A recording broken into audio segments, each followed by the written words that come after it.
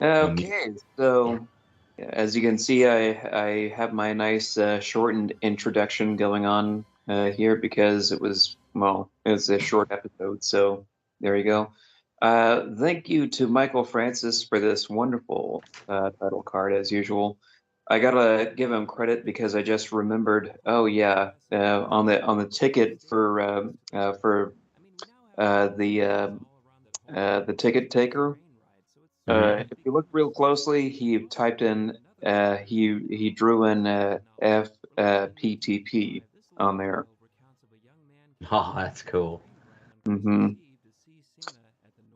But yes, for this particular episode, as you can see, and the ones that came before it, yeah, that's I was looking at DVD special features from Chris Van Allsburg, and there were documentaries talking about the making of certain movies of his, and well, this was definitely the one that had the documentary attached to it. So I had to include that in this particular episode, Hmm.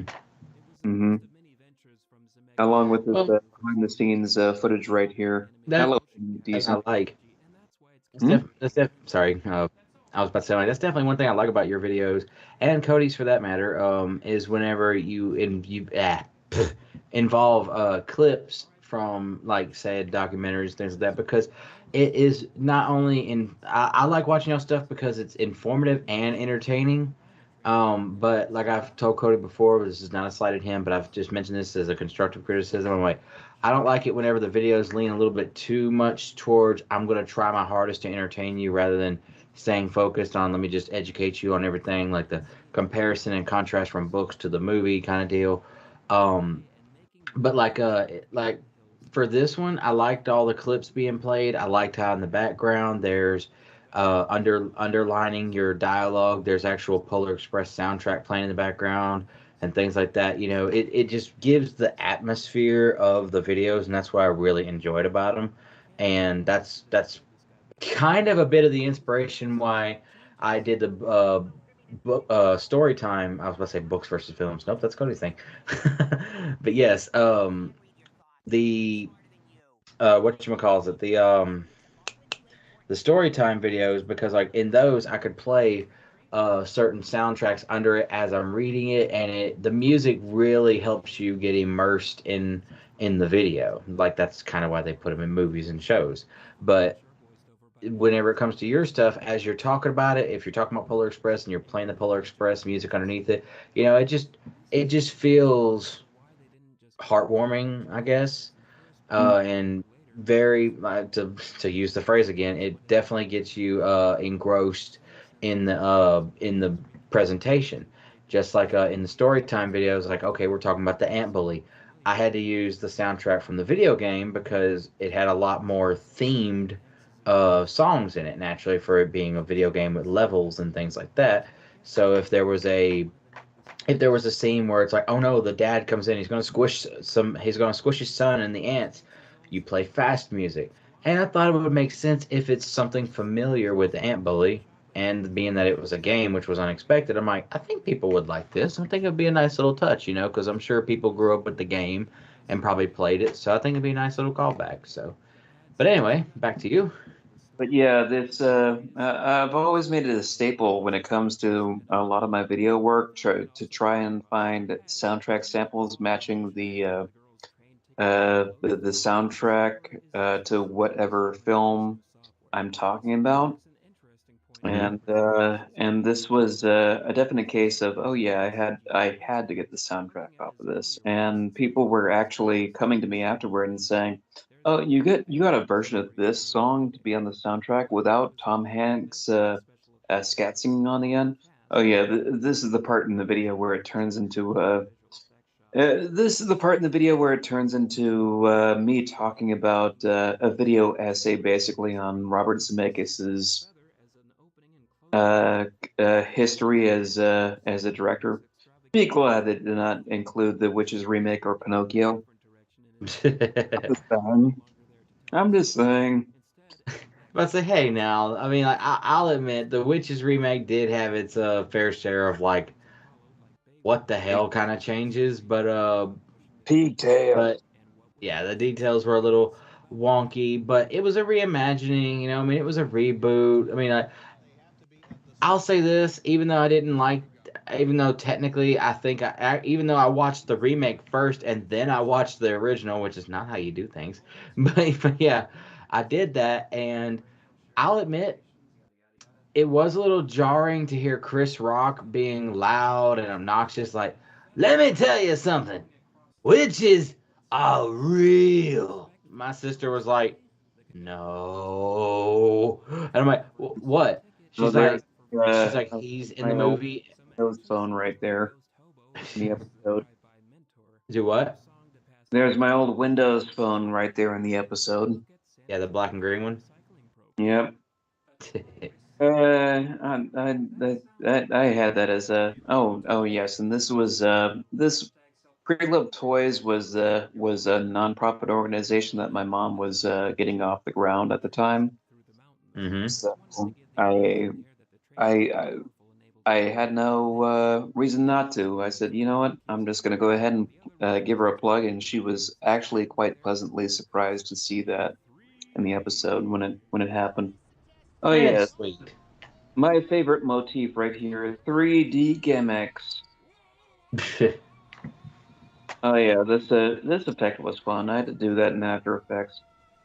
Oh yeah, if you fun fact, I Sorry, actually just a got my minute. hands on the 3D copy of the film, of the DVD version. So if you watch that clip in uh, with a pair of glasses on, you will see some 3D. You Oh, will see some 3D. cool. Yeah, there's a little secret something there that nobody has ever picked up on, and there you go. I guess because like a lot of people just assume that because it's from like the screen and you had to add it, they probably think, oh, he probably doesn't have the tech to do that, so they probably just dismiss it or don't think too much about it. But no, I was I was losing it just now because like I haven't watched these, I haven't watched it in a while, but the ones that I have in a playlist that I'll just like have playing in the background, I'm gonna say this and it's gonna sound weird, but I've already told you whenever I first met you, I like the sound of your voice when you do your videos. You have a very you have a very soothing uh kind of it kind of literary voice, if you will. Like you have a very, I could see you on PBS Kids reading a book to kids or narrating something, and with the music accompanying your voice, it just flows so well, and that's what really made me stay with the videos.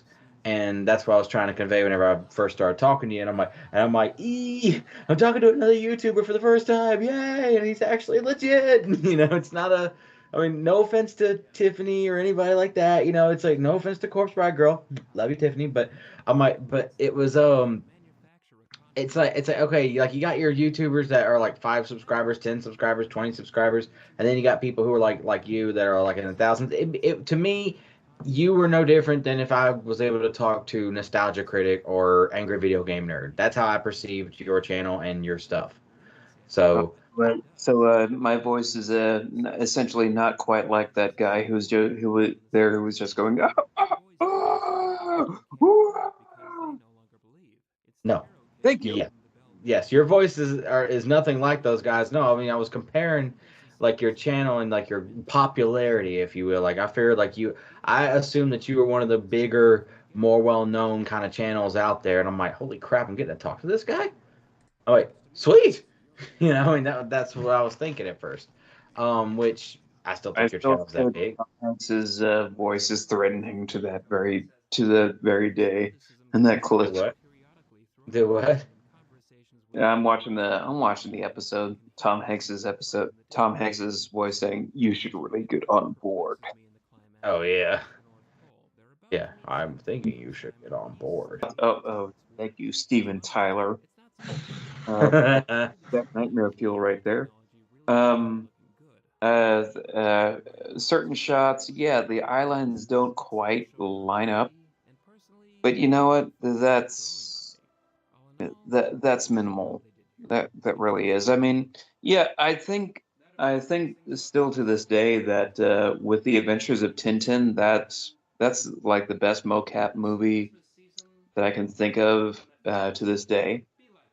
That's when it became that's when it came of age. But I still think this movie it feels like definitely a holiday staple right here. And as for the Chippendale movie, that was just a bad joke from beginning to end. I From the voice acting, from Gidget or whatever her name is, Gadget, whatever, and the Fly getting married and having hybrid mutant babies. And mhm. I love how some people are like, it worked in Shrek. Really? Hold up. Hello. Hey, let me call you back. Yeah, let me call you right back, okay? I gotta call you back. Sheesh. He's like, it sounds like you're 5 miles away. I'm like, I'm literally 3 inches from the phone, but okay. But anyways, okay. Um, And there we go with the David Pumpkins joke. That was uh, that was trending at the time of the release of this episode. You're welcome, everybody. So I don't know what else. I don't know. Do you have any other questions about it, or? well, I mean, I don't necessarily have any questions. I mean, I guess other than like, was this like Patreon kind of request? Is why you did it, or is it something that you were part of just the collection, why you did the trilogy, or is it just personal? Like, I want to do this, be fun, kind of educate people, or what? That was it right there. It was personal. It was hey, you know what? I liked this movie in Jumanji, and hey, you know what? It gave me a chance to also watch Zathura for the first time and read that book. So yeah, that's why I did it. Yeah, fun fact: Zathura was gonna be on the channel, but I do believe they ended up blocking it. It was one of the movies that I have to basically say I need to make a pile. Just be like, hey, you know what? Here's a movie that everybody else has uploaded on their channels. There's at least 3 or 4 different videos that have it. Oh, Josh, you try to upload it. Blocked in every country. Fine, throw it in the pile of crushed dreams. I don't know, of crushed dream movies to air. Not really, but Well, um, but well, with wait, that said, wait, real I guess. quick. Hmm? I was about to say, like, real quick. This isn't one on the Polar Express page to pictures. However, would you like to maybe make say a few words or make a couple statements about your story time, Leowolf TV story time, Polar Express read aloud? Yes, I would like to say that officially, with the recording of that, which by the way was recorded and thankfully edited months ago in time for this particular Christmas season. You know what?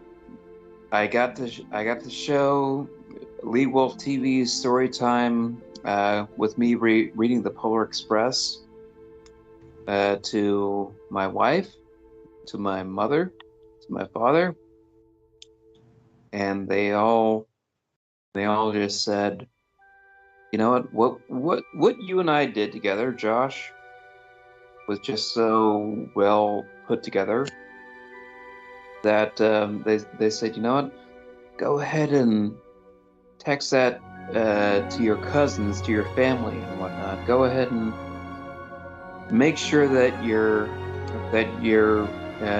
nieces and your young cousins hear this, because what we did right there, especially with you know what, your editing and everything, um, it turned out to be just something that the Christmas season needed. So Go ahead and check that out, guys.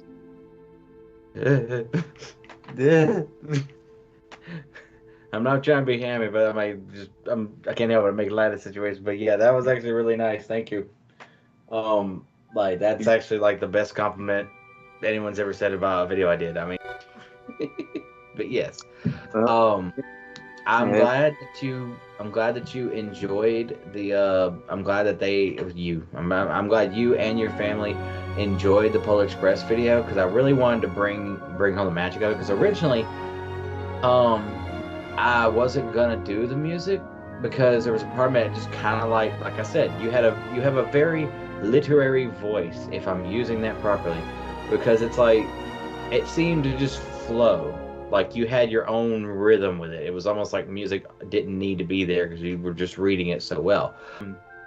I did put the music in there, and I like to I like to try to add a little bit of like some special effects in there too from time to time, like maybe sound effects, video effects, overlays, whatever you want to call it, filters, just to help immerse you more. Like if you notice, if you watch at the end, whenever he's waving goodbye to like the Polar Express and he's standing in the door, you'll notice if you look really close, I put snow, like moving snow in the window and in the doorway.